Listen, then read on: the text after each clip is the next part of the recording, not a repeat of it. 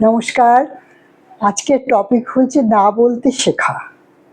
আমরা আমাদের ব্যক্তিগত জীবনে বা বৃহত্তর জীবনে যখনই কেউ কাউকে না আমরা বলি, তারপরে কি ক্রিয়া এবং প্রতিক্রিয়া হতে পারে সেটা আমরা কম বেশি সকলেই জানি। না বলতে শেখাটাও কিন্তু খুব জরুরি আমাদের জীবনে। যারা না বলতে জানে না কোনো বিষয়, দেখবেন তাদের বিভিন্ন সময় বিভিন্ন রকম হ্যাজার্ড তাদের জীবনে আসে।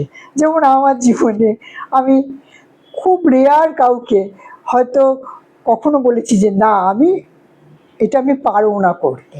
তারপরে তাদের যে অ্যাকশন এবং রিয়াকশন দেখেছি এবং জীবনে যা শিক্ষা নিয়েছি সেখান থেকে, বা বৃহত্তর সমাজের ক্ষেত্রেও যখন কেউ কারোর সম্পর্কে বলছে যে আমি ওটা ওর কাছে চাইলাম, ও না বলল। না এমনই একটা শব্দ যে অত্যন্ত প্রিয়, যে যার সাথে আপনার অত্যন্ত প্রিয় মান্যতা রয়েছে সেই মানুষও বিগড়ে যেতে পারে শুধু ওই একটা না শব্দের জন্য। জীবনের এটা যেরকম না বলতে শেখাটা যেরকম জরুরি, তার সাথে সাথে না বলার পর সেই মানুষগুলোর কি অ্যাকশন, কি রিয়াকশান এবং আপনার সম্পর্কে কি ধারণা এবং আপনাকে কীরকম ব্যবহার আপনি তার থেকে পাচ্ছেন, সেগুলো দিয়েও কিন্তু মূল্যায়ন করাটা খুব জরুরি আমাদের জীবনে। কেননা কোনো না কোনো সময় কোনো না কোনো বিষয়ে তো আমাদের না বলতেই হবে। না বলবো না এরকমটা হয় না। আমি কয়েকটা ছোট ছোট ঘটনার কথা বলছি। ছোটবেলায় বাচ্চা যখন থাকে, বাচ্চা দেখবেন মা বাবা যদি ধরুন কোনো একটা কিছু বায়না করেছে, সেটা হয়তো বাবা বা মা বললো না এখন দেওয়া হবে না, দেখবেন বাচ্চার মুখটা ফুলের গোমড়া মুখ করে থাকবে। একটা অদ্ভুত ছোটবেলার যেরকম যা হয় আর কি। তো ছোটবেলার ব্যাপারগুলো কিউট, কিন্তু যখন আমরা বড় হই, বয়স হয়, আমাদের বন্ধু বান্ধব আসে জীবনে, আমাদের আরো অনেক রকম সম্পর্ক আসে, বন্ধু, সাংসারিক জীবনে আমরা মেয়ে যখন, তখন আমি ওয়াইফ হিসেবেই বলছি, বা যখন কোনো পুরুষ মানুষ কারোর হাজব্যান্ড হয়, বা মা বাবা ক্ষেত্রে সন্তানাদি যখন বড় হওয়ার পর সন্তানের কোনো দায় দায়িত্ব আসে, এগুলো তো একটা নর্মাল ন্যাচারাল নিয়মের মধ্যে আসে এবং এগুলো আমরা কম বেশি সকলেই পালন করি। কোনো মানুষের পক্ষে 100টার মধ্যে 100টা পালন করা সম্ভব হয়ে ওঠে না। আমি আমার ব্যক্তিগত জীবনে দেখেছি 99টা পালন করার পর একটা যদি না বলেছি কাউকে, আমি একদম তৎক্ষণাৎ তাদের থেকে রিজেক্টেড হয়েছি। এবং আমি খুব তার জন্য নিজেকে, যদি বলেন ইগো তো ইগো, আমি খুব প্রাউড ফিল করি এই যে না বলার পর তারা যে আমাকে রিজেক্ট করেছে এবং পরবর্তী জীবনে কখনই আমার সাথে কোনো রকম সংযুক্তিকরণ কেউ রেখেছে, কেউ রাখেনি, কেউ আমাকে ছেড়ে চলে গেছে, আমি তাদেরকে ধন্যবাদ দিয়েছি। এবার আপনারা বলতেই পারবেন যে আপনি না বলেছেন, সে আপনাকে রিজেক্ট করেছে, আপনি তো 99টা কাজ করেছেন, আপনার তো অনেক কিছু প্রাপ্য হয়, তারপরে আপনি কেন ধন্যবাদ বলছেন? 1 নম্বর হচ্ছে এই জন্য আমি ধন্যবাদ বলছি তাদেরকে, সে আমাকে শেখালো যে না বলতে জানতে হয়, এবং সেই মানুষটি আমার সম্পর্কে তার কতটা গভীরে সে আমার সাথে তার আমার সম্পর্ক, বন্ধুত্বই হোক বা অন্য যে কোনো সম্পর্কই বলুন, কতটা গভীরতা সেটা আমি সেদিন জানতে পারলাম। এবং আমি ধন্যবাদ দিলাম যে এতদিন আমি একটা ফলস মেকি ওয়ার্ল্ডে বাস করতাম, যে আমার সাথে না ওর কতই ভালো সম্পর্ক। আবার সাংসারিক জীবনেও দেখেছি, যখন পারিবারিক ক্ষেত্রে বৃহত্তর যখন কোনো রকম ঘটনা ঘটেছে, বলেছি কিছু আমার কাছে বলা হয়েছে যে এটা তুমি করে দাও, আমি সেটা রাজি হইনি, তখন আমি রিজেক্টেড হয়েছি, কিন্তু আবারও তাদেরকে আমি ধন্যবাদ দিয়েছি।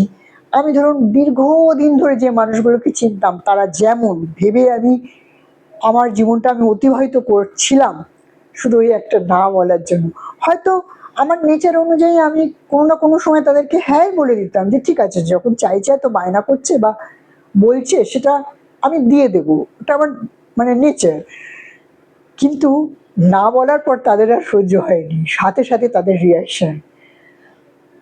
এই যে সাথে সাথে রিয়াকশানে কি হয়েছে, সেই মানুষগুলোর প্রতি আমার দায়িত্ব, তাদের প্রতি যেগুলো আমি খুব মানে দৌড়ে দৌড়ে করতাম, সেগুলো আমার বন্ধ হয়ে গেছে।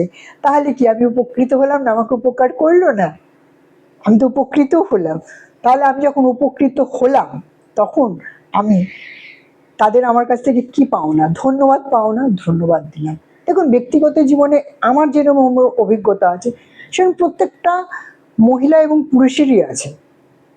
আরো আরো মানে কাছাকাছি কিছু বলছি, যেমন ধরুন আমার হাজবেন্ড আমার যদি যা যা কাজ বলছে আমি ধরুন সব করছি, একটা যদি না বলি তাহলে রাগ হয়ে গেল, বিরক্ত হয়ে গেল।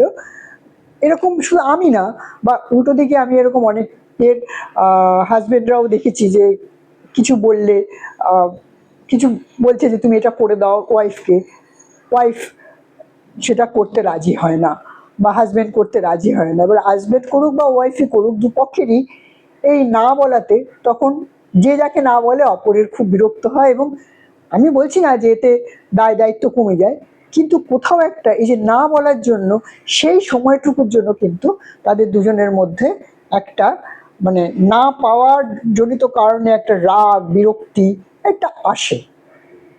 আর বৃহত্তর ক্ষেত্রে যাদের ধরুন একটু দূর সম্পর্কে, পারিবারিক সম্পর্ক, ছোট ছোট আরো অনেক বিষয় আছে, বড় বিষয় আছে, সম্পত্তিগত, কোনো এক ভাই বোনের অনেক সম্পত্তি বাবা মা দিয়ে গেছে, আর একজন সেই ভাইকে বা বোনকে চাপাচাপি করছে যে বাবা মা দিয়ে গেছে তো কি হয়েছে, তুমি আমাদেরকে ওখান থেকে দাও, রাজি হচ্ছে না ভাই বা বোন। হ্যাঁ, তখনও রিজেকশন। এই যে না বলছে, ভাই বা বোন যে হোক না বলছে, তাতে কিন্তু সম্পর্ক খারাপ হয়ে যাচ্ছে। অথচ দেখুন, ছোটবেলা থেকে একসাথে বড় হওয়া, একসাথে খেলাধুলো করা, একসাথে খাওয়া, ঘুমানো, একই পরিবারে থাকা, কিন্তু ওই একটা না। আপনি হয়তো বলবেন সম্পত্তি একটা বিশাল ব্যাপার, এটাতে হতেই পারে, না হওয়ার কি আছে? হ্যাঁ, না হওয়ার অনেক কিছু আছে। তার কারণ হচ্ছে যার পাওনা সেই পাবে, যার পাওনা সেই পেয়েছে, এরকম যদি আমরা ভেবে নিই। এবং ইনফ্যাক্ট দেখুন, আমরা এমনিও কিছু নিয়ে চলে যাব না। দেখুন, আমি খুব যে মানে পরপার অমুক তমুক এসব নিয়ে বলছি তা না। ইন জেনারেল একটা স্বাভাবিক ইয়েতে আমার কাছে যত টাকাই থাকুক, আমি যদি 33,000 কোটি টাকারও মালিক হই, আমি 33 পয়সাও নিয়ে যেতে পারবো না, আমাকে এখানেই রেখে যেতে হবে। হ্যাঁ, তাই বলে কি আমি ছেড়ে দেবো? লোকে বলবে না ছেড়ে কেন দেবো, ছেড়ে দেওয়ার কথা হচ্ছে না। কিন্তু যদি আমার না হয় তাহলে, বা আমি যদি কোনো কারণে না পাই, সেটা নিয়ে দ্বন্দ্ব দ্বিধায় গিয়ে সম্পর্ক খারাপ করাটাও খুব কি সঠিক? না, সঠিক নয়। আর ওই যে বললাম, আরো ছোট ছোট দুই একটা ঘটনা বলি। যেমন ধরুন না, মানে বলছি, ধরুন আমরা দেখবেন সামাজিক জীবনে আমরা অনেক নেমন্তন্ন পাই, বিয়ে বাড়ি যাই, অন্নপ্রাশন, আরো অন্যান্য সামাজিক অনুষ্ঠানে আমাদের নেমন্তন্ন করা হয়। এবার অনেক সময় কি হয়, ধরুন আপনার মেয়ের বিয়েতে আপনি রামবাবু শ্যামবাবুর মেয়ের বিয়েতে নেমন্তন্ন করেননি। এবার রামবাবু তো অনেকবার ওই শ্যামবাবুর বাড়িতে বিভিন্ন অনুষ্ঠানে খাওয়া দাওয়া করেছে, তাদের প্রত্যেকটা অনুষ্ঠানে যোগদান করেছে, কিন্তু নিজের বেলা আর বলেনি। এবার এই যে রামবাবু আর শ্যামবাবুকে বললো না, তাতে কিন্তু কোনো অসুবিধার কিছু নেই, দুঃখ পাওয়ারও কিছু নেই। আপনি দায়িত্ব থেকে মুক্ত হলো শ্যামবাবু, যে পরবর্তীকালে আমি যদি না ডাকি আমার বাড়ির কোনো অনুষ্ঠানে, আমার কোনো দায় থাকলো না। এইরকম অজস্র ঘটনা। এবং আপনি ধন্যবাদ দিতে হবে ওনাকে যে আপনি আমাকে দায় মুক্ত করলেন। না বলার পর যে আপনাকে রিজেক্ট করবে, বা আপনাকে ডাকবে না, বা আপনাকে খুঁজবে না, আপনি তাকে ধন্যবাদ দেবেন। তার কারণ হচ্ছে আপনি মুক্ত হলেন। দায়ের কি বিশাল বড় শক্তি দেখতে পেলেন? আমি আমার জীবনে এইভাবে ভাবি, যখন যেভাবে এইভাবে রিজেক্টেড হয়েছি, আমি খুব খুশি হয়েছি, জানেন তো, খুব স্বার্থপরের মতো হয়েছে। আমি বাঁচলাম, একটা স্বস্তির নিঃশ্বাস ছেড়েছি। আদারওয়াইজ তো আমাকে ওই মানে ভাগ্যবানের বোঝা ভগবান বাবার মতো বইতে হতো। আমি যদিও ভগবান নই, একটা উদাহরণ দেওয়ার জন্যই বলছি। তো না বলতে শিখুন, প্রয়োজন পড়লে না বলবেন, না বলার জন্য কোনো হিচকিচানি রাখবেন না। ভালো থাকবেন। আবার অন্য একটা ভিডিওতে আসবো। পরম পিতার কৃপায় প্রত্যেকের পরিবার নিয়ে সুখে শান্তিতে থাকুন এই কামনাই করি। আর আমার ভিডিও দেখে যদি কোনো একটা পরিবারের সামান্য একটা সর্ষের দানার মতো কোনো উপকারে লাগে, আমি নিজেকে ধন্য মনে করব। আজকে আসছি, আবার আসবো অন্য একটা ভিডিওতে। ভালো থাকবেন, সুখে থাকবেন, শান্তিতে থাকবেন।